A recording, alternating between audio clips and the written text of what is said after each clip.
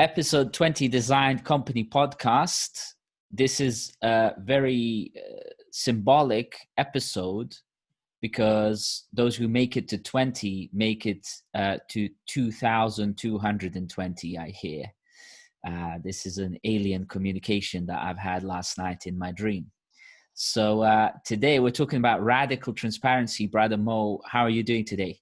Well, very happy to be here. I mean, episode number 20, we started this out a couple months ago. So really nice to see the guests we've had, the progress we've made, and like the various topics we've covered, as well as just the seeing that design company really does apply to any topic. So this has been a really good real world stress test. Yes, and also we haven't had Ray Dalio as yet, but we can discuss radical transparency today and work a little bit on manifestation of Ray Dalio in one of the future podcast episodes. Well, let's call this then Radical Transparency episode 1, and we'll have Ray come in for episode 2. We'll call it Radical Transparency without Ray Dalio. Okay, sounds good. Sounds good. So, well, listen, let's just dive into the topic, right? So actually to take a little bit of an extract from a summary of Ray's book. So if you have to define radical transparency, in a nutshell, it's all about realizing that you have nothing to fear from knowing the truth and having integrity and demanding it from others. What are your own thoughts on the topic, on this idea?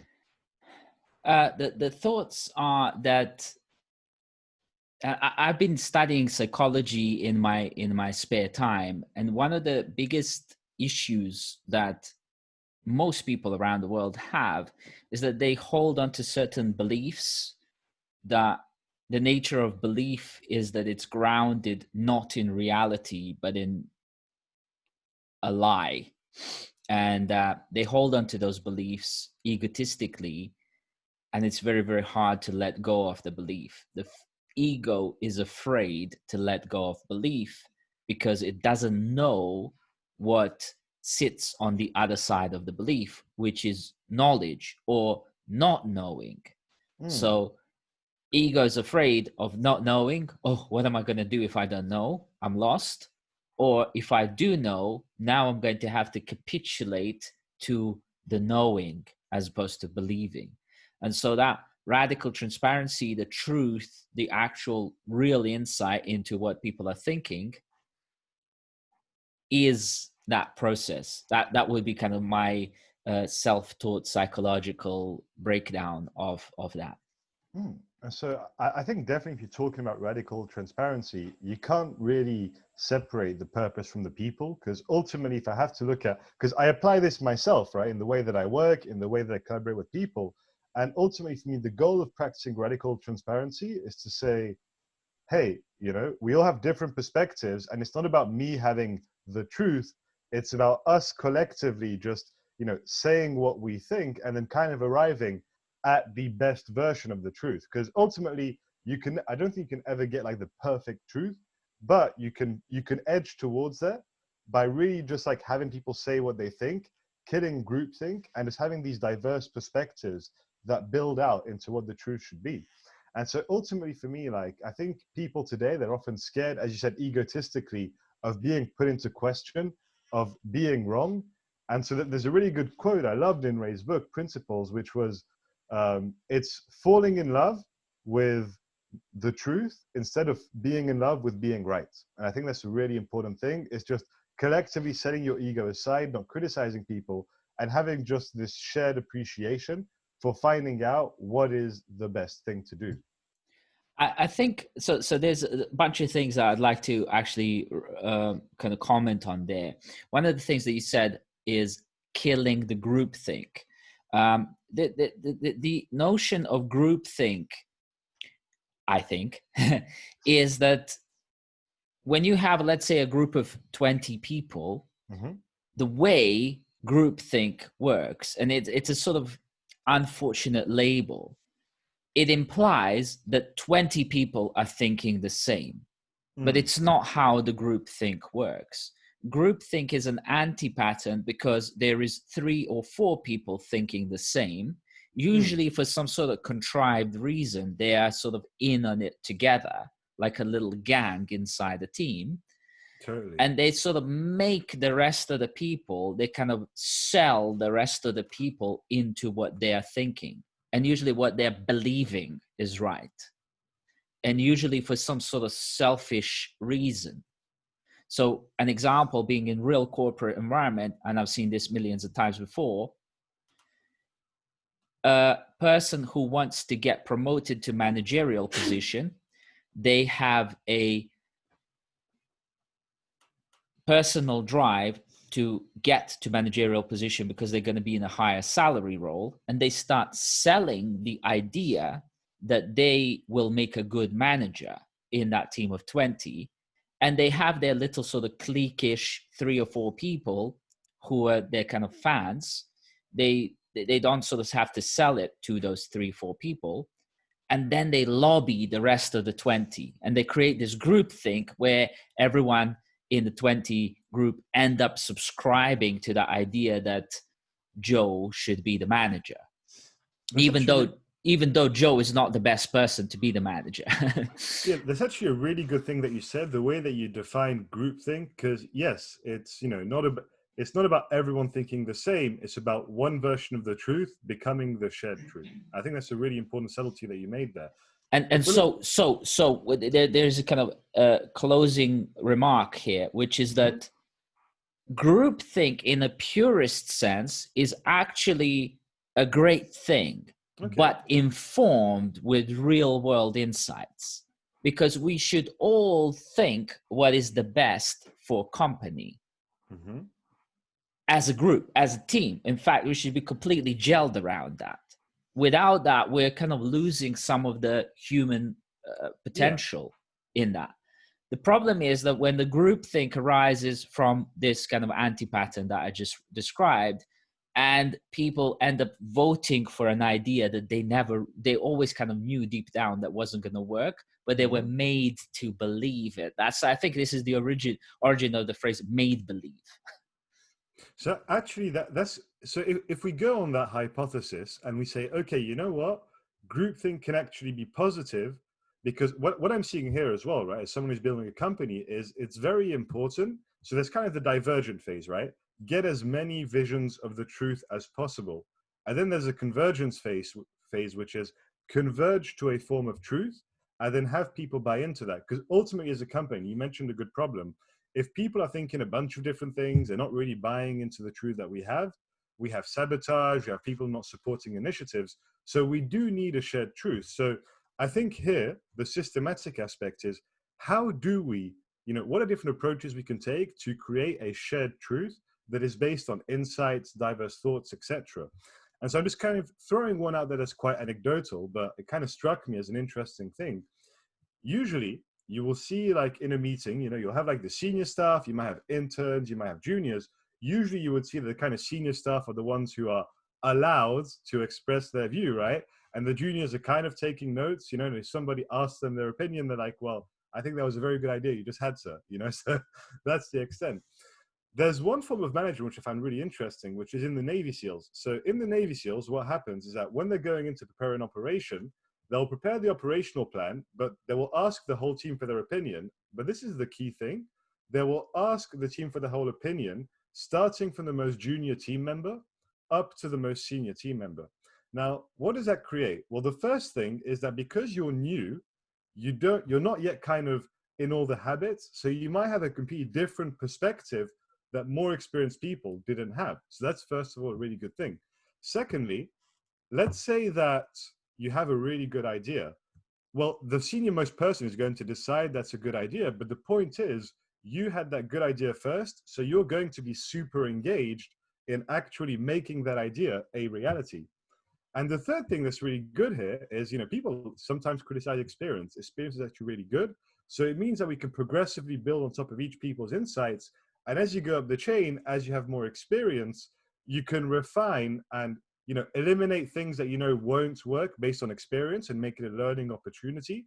But really, you can kind of arrive at a version of the truth and a decision that is based on the most inputs, and that also allows for fresh new ideas to come in. And that also ensures buy-in from the people participating in this plan. Obviously, for this to work, you do need this kind of, okay, one person is going to make the final decision, and others have to opt in. But the whole point is, even though a decision was made, you had a way to have ideas emerge and for people to confront their perspectives. That is one systematic approach. There's many other things to combine, obviously. So what's interesting there is that the order in which they get people to comment or chip in their thinking. What I find is that in most corporate environments, usually this is a big issue in corporates. You are brought into an environment that's been already pre-framed. So an example being, I'm working at BT and they have said we are making a new 5G router, and that's already been made as a decision. And now you're working on that, even though you might go off and find all sorts of research that says this is the time is wrong. Maybe it's not even a router thing that needs to be built. It's some sort of distributed connectivity thing. Okay. And so on. But they'll say we're working on the router, and now you're having to ideate inside that environment. So any ideas that are brought up that says maybe this shouldn't be a router, maybe this project should be cancelled altogether, and we should split up the funding, which may be massively huge, split up this funding and actually fix this and this inside the company, and like really see massive rewards off the back of that. That will be shut down because the 5G router thing has already been pre-decided, so you cannot break out of that mold. And so one other thing to just point out in terms of the truth, in integral theory, there is the notion that universe is made out of perspectives. So you might have that when the people from the money perspective, they give their perspective, that's called true. Product perspective is true. Innovation perspective is true. Systems perspective is true. People perspective, they're all true, but truth is all of this together. Okay. Actually, let me build on top of that idea. So I remember like when I was in high school and I started taking economics, one of the very first things they taught us was the difference between theory and ideology. So ideology is an all-encompassing vision of the world, and theories just attempt to explain one part of the world. And so the way that we explain the world is and understand the world is by having different theories that are applicable to different parts of the world. And so as you said, so it's a different science with the same approach. It's this idea that there is kind of a final ultimate truth, but the truth isn't one truth. The truth is an amalgamation of perspectives that we consider true, which allow us to have an enriched vision of what's going on. Yeah, and this is the idea of holism or a holistic view on things. So this is why it's actually important to run a more, as you said earlier on, divergent thinking across even like, so for example, if we said like, oh, we need new product for the company, well, fine, let's take the product as the kind of core tenet of the design company model. And we say like, well, what's the purpose of this product? Who are the people who are going to buy it? Who is going to make this product work? How does the system work for it? What's the innovation about it? What's innovative? And so on. So you can run the whole company model on just that one aspect, but you're actually diversifying the view on it as opposed to just thinking about the product as a thing, as an object. And what most companies make of massive, this is the reason why UK government spent 10 billion pounds on a product that never was going to serve any people, the tracking application. It wasn't going to work as a system because people were never going to accept this. The purpose of it was completely wrong, but they just went and jumped into the product and trying to build something that was flawed, even from ideological, any perspective. And this is actually a core root of a lot of money waste. And this is why we see in major big consultancies and big firms, they spend 400 million, quote unquote, building a website that never sees the light of the day. How does it happen? Well, because they don't have a holistic view on it at any point in time. I mean, yeah. So when We you have kind to of, always wrap that in, like chicka yeah, chicka yeah, chick, yeah. 400 million for a website that never went live. Chicka chick, Slim Shady. Well, I mean that is it, right? I mean, if we look at the cost, how many things have you and I seen in our lifetimes where people are like obviously going on the path of doom, but basically because nobody is like wanting to keep it real, as Sifu Adiji would say, you just basically end up in a path that's not working. So let's talk about the innovation then, radical transparency. What are kind of some ideas? What are some things we can implement to actually operationally and pragmatically benefit from this outside of Anya, of course? There's nothing outside of Anya. uh, uh, I think a lot of in some sense the entire management science, it's wrongly sort of labeled as science, but I'll use the formal terms. Management science makes it sound like it's a scientific process, whereas a lot of the time it's like looking at things that kind of work and trying to derive a pattern out of it, which is sort of anti-patterny in itself. But the whole management science is kind of trying to say, well, if everyone in the company communicates, that's really good. You want to form teams that really respect each other and work together and so on. And you want to do it in a structured way, follow a bunch of processes, be careful with money and so on. That's kind of like management science in a sort of layman's terms. The problem is most people don't think systemically. Most people kind of don't really work well with other people, no matter how much team working they've studied. Sometimes you find this, all this like team working experts are actually kind of narcissistic, psychopathic dictator types. Okay. It's like, well, anyone who doesn't like working under that kind of a boss is out of that company. And then they say, well, this is our company's culture. And then eventually that company realizes they can't employ anyone of any value because nobody wants to work there. And then, so people are bad at that. They're not really purpose oriented. They don't know how to follow a system, certainly not how to set one up. They don't know how to design products. They're very bad with money. They miscalculate things. And then growth is subject to some sort of magic thinking. So most management science does not actually give you a structured model that then actually says, well, let's actually understand that humans are messy animals, and telling them you just communicate nicely and work as a team is like talking to flying ants and asking them to code. They're not going to do that. They weren't made to do that. So the system here works as a, what's the word even to use, but it's like a shaping tool, A mental prison, maybe.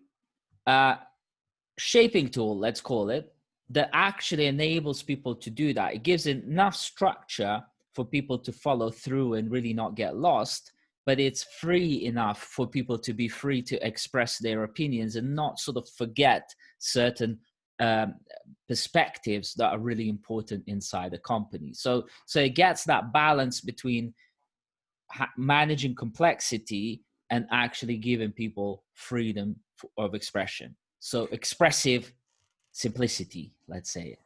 So one thing as well there, I think at the end of the day, you can have all the team building, everything you want, but it comes down to values. And even more than that, it comes down from leadership. So if you have a company where the CEO is incapable of taking honest, transparent feedback on what's going on, you can hire all the consultants in the world. It's never going to change. And like, as much as I am a proponent of like grassroots, bottom up, holocratic organizations, some things they just have to come from the top, and this is one of them, right?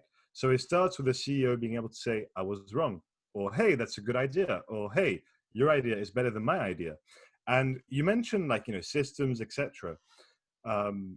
In my own personal experience, building Anya, what I found is that the way for me to implement this is to positively reinforce each time that somebody tells me something in disagreement, or each time somebody helps me arrive at a better decision because they helped me have a new angle that I didn't have.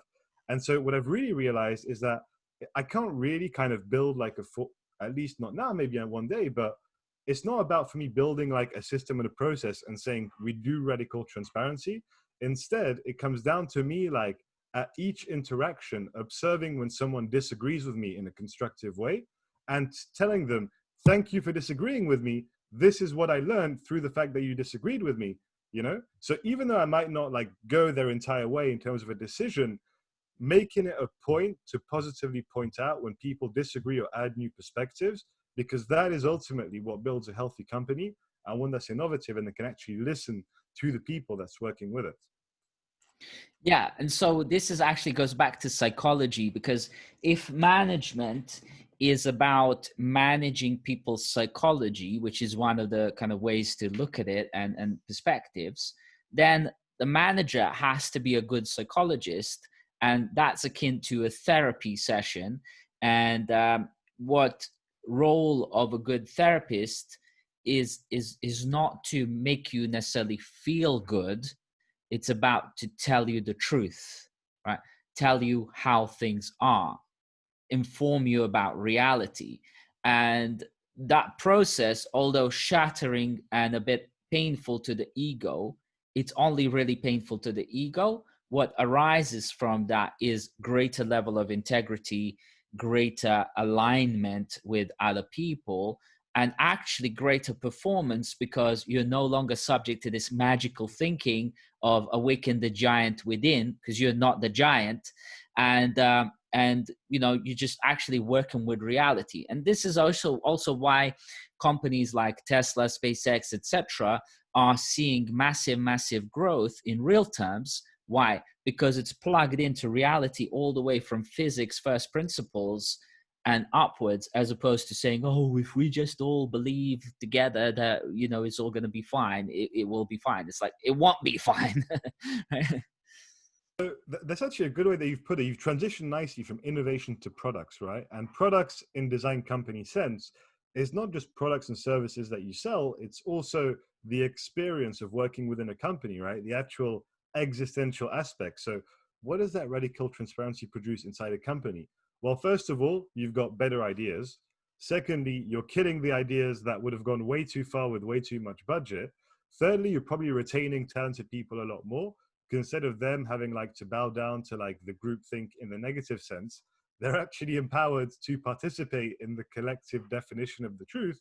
And generally speaking, I would just say you're making more money and growing more because, you know, you're keeping it real, you're understanding where the issues are, and ultimately you're able to work on those problems. Yeah, and so many product backlogs are littered with wishful thinking stories. You know, sometimes they get like make it all the way up to fully specced out epics and everything, and then there's some sort of like UX designer gets hold of it, and they're like, what has this guy or girl been smoking, you know, to write this up? Because it's not implementable under any technology. It's hugely expensive. The frequency of usage is very low. Doesn't pass the sort of Google toothbrush test even closely, you know. And it's like, and then a developer usually, or hopefully UX designer, if they're any good, will kind of start flagging this up and go, actually, I sort of can't, as a designer, can't stand behind this feature at all because it's just impossible. Like, they're often the time UX designers get actually asked to design something that is physically impossible. And if they say back to a sort of product owner, say, it's nothing to do with my years of experience or whatever. It's just I'm plugged into reality more actively than you are. And that often the time you have, like, as a UX designer, you have a massive clash with the product owner because the product owner believes in something and then UX designer tells them the truth. And it's like, ah, and it's like, no. I'm sorry to be telling you the truth, but it's how it is. So talking about the truth, right? You know, one of the things I love about money is that it's a very good proxy to the truth, right? So basically, something that is built on falsehood, you can inject a bunch of cash, but at some point it's going to crash. And so there's a couple really good examples of this. I think one of the best ones is Theranos, right? I think they raised like more than a billion, or was it 1 billion, 4 billion? It was at least a bill. Anyway, huge amounts of money. And so within Theranos, you had researchers saying, I'm sorry, Mr. CEO, but basically it's pretty impossible to do 100 tests on one drop of blood, and you're asking us for something that isn't impossible. And then she was like, well, no, it is possible. Make it happen. Otherwise, you're fired, right? This was after a billion. I was reading the other day. It turned out that when she was at university, because she didn't stay at university, I think more than a year, in her first couple of weeks, she went to see a biology teacher, someone very experienced teaching at a good university. And she told him about this idea of, oh, what if I can diagnose illness with one drop of blood? And he was like, sorry, that's impossible. So literally, obviously some people say it's impossible, and sometimes you've got to put that in question, and it's not impossible, but that just requires actual questioning instead of magic thinking, right? But in this particular case, with some good honesty and radical transparency and respect to those principles, it could have just ended at that meeting in the professor's office instead of a couple of years, an SEC investigation, and $1 billion later. So actually, this is an important thing to say here. I'm seeing quite a number of startup founders who are reading things like Sri Aurobindo's book. Why? Because Steve Jobs read Sri Aurobindo, and Steve Jobs was a Buddhist monk in some sense. And then so they think if they read Sri Aurobindo, they'll be able to run something like Apple. The issue that they're not really sort of considering is that actually the person who built Apple in true sense is Steve Wozniak. And Steve Wozniak was constantly bringing the truth to Steve Jobs. You can't build that. That's impossible. Hey, I can build that thing. Like most of these, screens are 4 colors. I can build 16 color screen, right? And Steve Jobs was like, what? You can build 16 color screen? I can sell that in millions, right? Great. So Steve Jobs actually had a truth teller behind him. And then maybe Steve Jobs was doing the magical sales tricks on the front, but it was grounded in truth. And that's why Apple worked.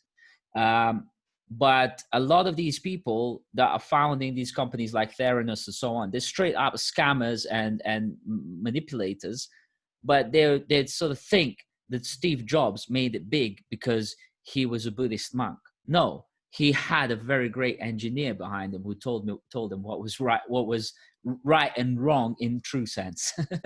And so that's another one, right? And people talk about magical thinking. I think if you look at the startup community, there is a lot of like backstroking and like, oh, you're so awesome, etc. I mean, the ultimate truth is, will someone pay for your products, right? And so this ties in nicely with growth, which is that, especially in the VC-funded startup world, we see so many startups that are like growing, but all of that is based on private market valuations that are completely artificial. And it's a reality that doesn't need a whole market to be created. It's a reality that needs 2 or 3 dudes or ladies sitting in a room saying, okay, we'll invest at these terms. And so one of my favorite examples is Juicero. So for those who haven't heard of Juicero, very funny Silicon Valley story. They spent like $120 million in total, I think, over time. And they built this juicer, which was like connected to Wi-Fi. It had 4 tons of pressure, all this kind of stuff, right? You'd think that's cool. You can make your own homemade juice, but the products relied on you having these juice packs that were sold by Juicero that would actually then become the juice, right? And so some journalists one day, they took the juice pack and they were like, oh, wait, I can actually just use my hands to squish this into the glass, right? And so Juicero didn't last very longer after that. Now, I'm sure at some point, some guy in the company was like, hey, we have this thing with 4 tons of pressure. Why don't we sell it and just allow you to put your own fruits in it, so you actually have like a juicer that's making fresh juice, fair enough. And somebody else must have been like, no, like we sold the vision of like recurring income from the juice packs. So that's what's happening, right? And so this is what I love about honesty. I think Juicero is an example of a business model, which is, again, a wrong terminology. Business models usually used as a phrase to describe how do you make money. Okay, so it's money leading all the other thinking. It's like over focus on money, which actually created a situation where there was overspend of money for a product that was basically just like a con. Because if you made a fruit squeezing thing that made the juice, you'd be making a juice maker. You know, you go on Amazon right now, there's like 3,000 juice makers that you can pick from, and they all cost £20, one-off purchase. They tried to turn that into a subscription model, and they spent 120 million failing at that. A great example of exactly what I'm thinking about and talking about, where there's kind of like the hoo-ha built up, and actual no real value in true sense.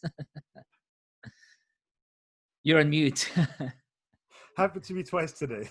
Yeah, so I think ultimately that's what it's all about with this radical transparency and honesty, right? So on the company level, the growth aspect is very simple: is you're growing faster because you're actually focusing on stuff that generates sustainable growth. And ultimately that's what design company growth is about. It's growth built on actual foundation that is self-sustaining, that is continual, and that isn't built on artificial stuff that crashes. But I think also it's a lot of personal growth. And even this is like something I've lived through myself, which is when you're creating an environment where people aren't really so much egotistically attached, to their ideas, well, they start growing much faster because they're learning new things. They're more open to others. They're more like receptive to feedback, right? And so if you want to talk about all these actually things like diversity, blah, blah, blah, I mean, that's what it comes down to, is just like telling to people how it is and people taking things on board and then growing from that. Something that comes up as you were saying that, I'm a member of a number of Facebook groups that are highly intelligent individual groups, like people with IQ of 160, whatever, so that they think that. And all of them keep posting how the rest of the world is really dumb and they can't get on with them. So I posted up, like, how come all these highly intelligent individuals don't know how to work out how to deal with other people effectively? And so it seems as though there is a kind of an ego reflex there, and this can also be described through psychology, and it's certainly integral theory, that the cognitive development is just one line of development in human thinking, which can go way ahead of all the other capacities and cognitive faculties. So our social intelligence may be very low, whereas our cognitive capability may be very high. And basically that kind of ends up canceling each other, because nobody cares about how smart you are unless you can deliver your idea to other people really well. And vice versa is possible also. You might have very high social manipulation skills, but your cognitive intelligence is very low, and you get Theranos, where it's able to sell a story and magical fairy tale to a whole bunch of prominent people who don't really sort of check it, double check it, but actually in practical sense, it's never going to see the light of day.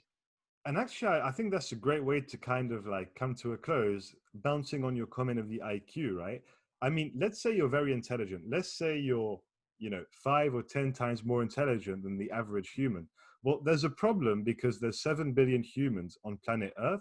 So by default, you will always be more intelligent by knowing how to collaborate with other individuals who have different perspectives than your own personal ability. I think that's what it comes down to, is ultimately saying, people have different qualities. And even if one person is the most intelligent in the room, there is still a room around them. And that room together will always be more intelligent as long as they can communicate with each other than just that one person in their own room on their own. Totally. And that's the reason why radical transparency works, because everyone is a sort of expert in their own little field. Even, for example, if they work across these 7 areas of design company, there'll be a systems expert, people expert, and so on. And as you get expert view on each idea and you get the top quality thinking from each area, you can get the truth on that idea, and that idea will have much more chance of succeeding. that's that. Beautiful summary. So we're looking forward to having Ray then on the part 2 of this episode in future. Yes. So Ray, we know you're listening. So please reach out to us and let's book you in and talk more about this. See you next time. Take care. Take care. Bye bye.